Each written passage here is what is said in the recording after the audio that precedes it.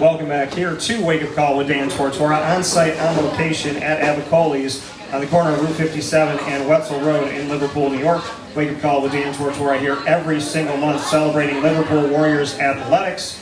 I want to thank the high school in and of itself. I want to thank the superintendent, deputy superintendent, who are with us just a few weeks back. And of course, I want to thank Ari Lieberman, your athletics director, for all that we get to do with Liverpool High School. And I want to thank John and the team here, and Nick of Avicolli's, for all that they do here in our community. Open Tuesday through Sunday for lunch, dinner, and drinks. And right now open outside as well, weather permitting, which is a beautiful thing.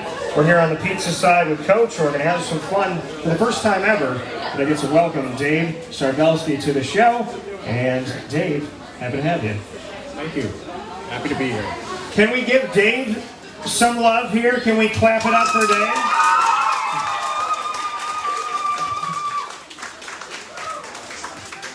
So Dave, a little birdie not named Ari Lieberman, or maybe it was, told me that you were a very, very good swimmer. That was echoed by other people in the community. So I would love for you to talk about your history that I know you don't usually talk about. You're right. I usually don't talk about it, but yeah. So swimming's been, a huge part of my life growing up. Started swimming when I was 8 years old. Competed junior national, nationally. Got a full ride to Syracuse University to swim. Multiple Big East champion. I was named Athlete of the Decade for the Big East Conference. So they picked one athlete. This is the 1980s. So I was Big East Athlete of the Decade. I was an All-American. And I was lucky during my entire swimming career. I was lucky enough to really progress all the way through. So, at the time I hung up my suit, there really wasn't any, life after college swimming like there is today, or I would have kept going. And looking back on that, you said you started when you were 8, and then you carried it all the way through high school, into college, and became the Big East Athlete of the Decade at Syracuse. I mean, that is an incredible, incredible award and honor. What does that mean to you when you look back on that? Yeah, I mean, my family brings it up a lot, and, again, like you said earlier, I don't like to talk about it. I'd rather talk about the coaching aspect, but, it's great. It was, certainly achievements that I'm very proud of. It was a lot of hard work, determination, and it was, truly a ton of work and effort on my parents' part. Both financially, but also, to get me to practice, to get me home, to get me to meets and so forth. So, it does. It means a great deal. For you to have that honor, like you said, after college, when you were playing, there was nothing post-college. Now there is. Does that feel bittersweet to you, to be happy for today's athlete, but you didn't have that? Yeah, I don't know if I'd call it bittersweet. I mean, if there was opportunities, I certainly would have kept swimming. I love the sport. I really never slowed down. So, but there wasn't anything. And, I'm just thrilled, where swimming has come, that, you can make a profession out of it and swim professionally. And, yes, I wish there was those opportunities, but, I'm certainly happy for today's athletes that they get those opportunities. Being an All-American means blank. How would you fill that in? It means accomplishment. It really, sense of, I guess, closure, if you will. Being a high school All-American, and then, coming to, swimming in college and competing at the Division I level, where, you're in an entirely different stage, entirely different swimming pool and class. To be able to, maneuver through that and become an All-American was, really the defining moment for me. And to do it in the Big East, I'm a Big East kid. So selfishly, I want to spend a minute on the Big East if we can. Sure, absolutely.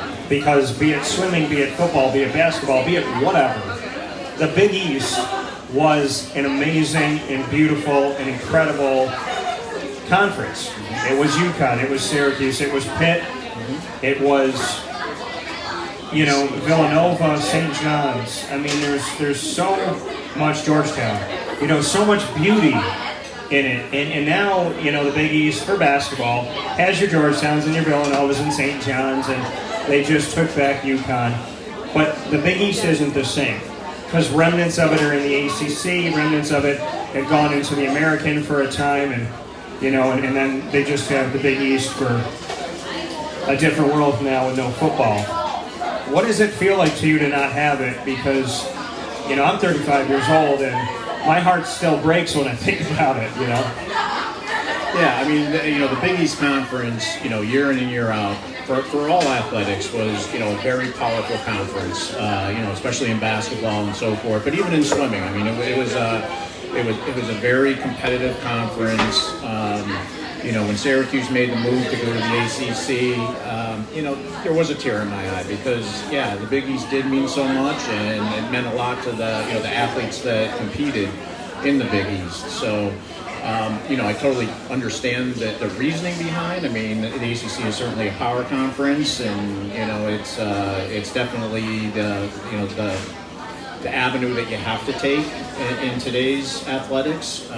But certainly it was, I guess, a bittersweet moment because, the Big East does have such defining roots from way back that, all of a sudden, flip of a switch, they're kind of gone. Look at all different sports. When you're the athlete of the year, that's not the swimmer of the year, that's not the basketball player of the year, it's not the football player of the year, it's not the volleyball player of the year, it's the athlete of the year. To be the athlete of the decade, I want to go back to just hit that point one more time. You're on a list of so few people because it happens once every 10 years. And now, you're never going to have an athlete of the decade come from Syracuse in the Big East. So you made history on top of history. And again, once every 10 years is the only time we hear a name called. Yeah, I mean, it's again, it was a tremendous accomplishment, to be with the likes of, Patrick Ewing, who got it for basketball, and Mo Vaughn for baseball. I mean, it was certainly, a defining moment and, one that I'm extremely proud of. And, they honored us at halftime of the Big East title basketball game from our Big East championship. And, so that was also a great experience. If we can go down and I can hang out with those athletes, those other winners of that same award. You said Mo Vaughn and Patrick Ewing. Yep. What was the experience like with them? Well, Patrick Ewing was playing professionally at the time, so he was there and he was extremely nice and cordial. But his time with us wasn't as much as with some of the other athletes. Certainly. It's a distinguished group of athletes that, some were playing professionally at the time. Is the Syracuse-Georgetown rivalry still the only true rivalry for Syracuse? In my eyes, it is. Okay.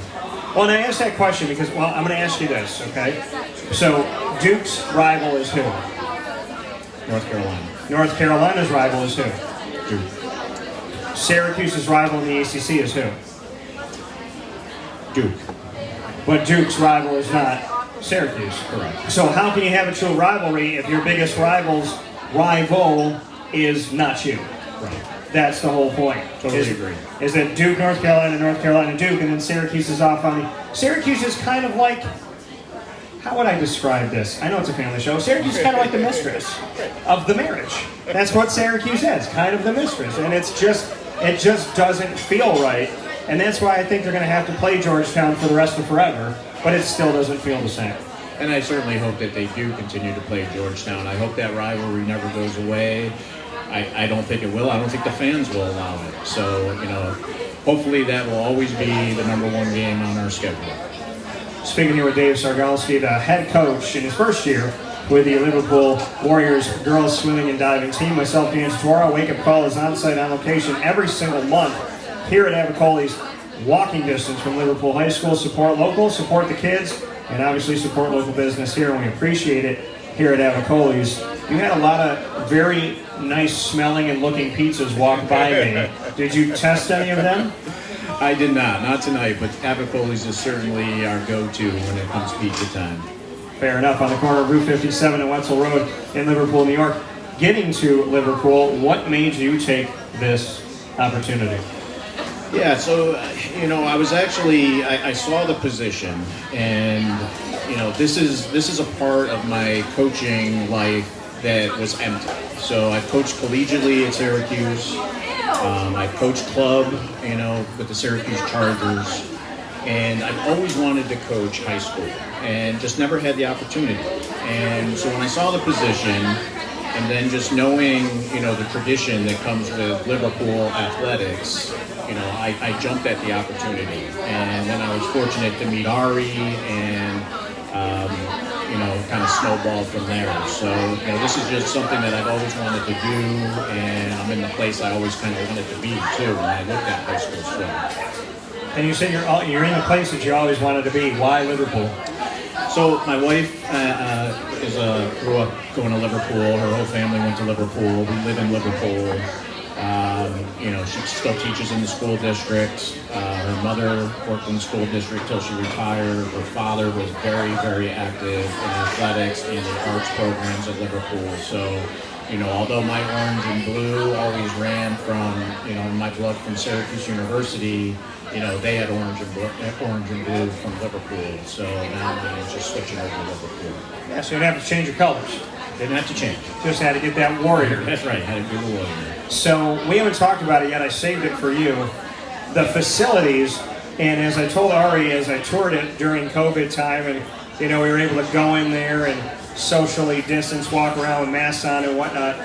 And when Ari and I got to do this, I said, with all the negativity that this world has taken, you have had time because of social distance and all this stuff. You can still work on building and do what you need to do. So while the world was stopped, Liverpool was growing, Liverpool was building. And I said, when we all come back, you're going to be able to give us this huge gift that's such an awesome thing. As so many people thought about what we're losing, Liverpool was working on what we were gaining. How cool is that story? It's really incredible. I mean, Ari hit a home run with the remodel of that facility and all of really the athletic area. When he took me for a tour around, the changes, because again, I didn't go to Liverpool High School, but certainly I've, coached there with my club program and have competed in the pool. Just walking around there and seeing all the changes and the incredible opportunity that these athletes have. I mean, the pool now is very bright, it's vibrant, it's very welcoming. It's, everything is pretty much state-of-the-art in there. It's one of the better high school facilities now in the area for sure. The athletes should be real excited to, call that home. And I told Ari, looking at things, the way that everything was kind of just cleanly polished and put together, and the beauty and the idea, and like the old court, even when you walk in different pieces, and putting the Warriors' face on the court and whatnot. I can honestly say that I've toured Division II, Division III institutions, D1. This Liverpool High School is starting to look like a college. Exactly. Like I said, he hit a home run. When we were walking around, I was like, wow, this, to be honest, it reminded me of Syracuse University. I mean, there's, from, like you said, when you first walk into the facility, you see the Warrior from the old court. Now there's a staircase that kind of wraps behind you with the Hall of Fame for all the athletes. Yeah. When you go in the fitness center, there's all it's all open window glasses, glass that you can see out into the fields and so forth. So they're just it's so welcoming, and it's really, like you said, it's better than a lot of college facilities now too. It's absolutely incredible, and I mean, I just said to Ari, when am I going to get to swim in the pool? That's all I want to know. Anytime. Okay, fair enough. Speedo for you. Fair. All right, that's good. I guess that's fair. Maybe if I lose it back. So, with that being said, Dave Sargalski here with us, the head coach of the Liverpool Warriors girls swimming and diving team. You heard the women come up here and speak. These wonderful young women have come up here. You heard from Rachel Jesse, Morgan Kenna, and Aya McIntyre. How do they represent what you are in the best of ways? Right. So, I mean, there are, three individuals that, truly believe in Liverpool and, they have a passion for swimming.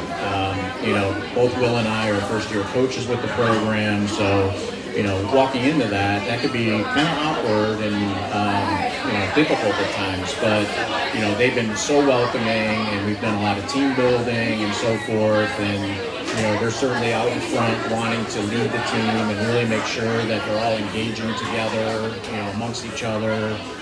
They lead a lot of the, warm-up sets and so forth. So, as far as their leadership, it's been incredible. And, we're really lucky to have, 3 captains that, really have a passion, not only for the sport, but also for the school that they represent. Will said that you both applied for the job at the same time and didn't know because you hadn't really talked during COVID. Yeah. What was that conversation like when you found out you both applied for the same job, and how did it work out that you kind of said, hey, you know what, why don't we be on the staff together? Yeah, I mean, at first I was like, no, come on, you really, you did too? And, and then I was like, wow, this is incredible. I mean, imagine 2 of us, working with this program, because, Will and I have been coaching together for, the better part of 8 years with the Syracuse Chargers, and, we kind of mesh, I mean, our styles are similar, but then again, they're a little different. So, it's not stale. We're always trying different things, so, when Ari's like, oh yeah, and by the way, Will Chinsey's, applied too, and we're going to bring you both on. I'm like, oh yeah, home run. Yeah. So it is that time, Coach, to jump into rapid fire. But not before I ask you, since you were never a Warrior growing up, but your wife's family, Warriors, your wife a Warrior, you wore the orange and blue like you said.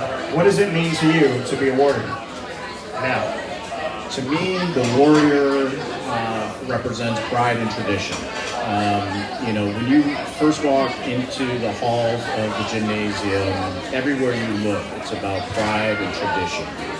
And, for me, especially coming from kind of my background, that means a lot to me. And I want to be a part of a program that really values that pride and tradition.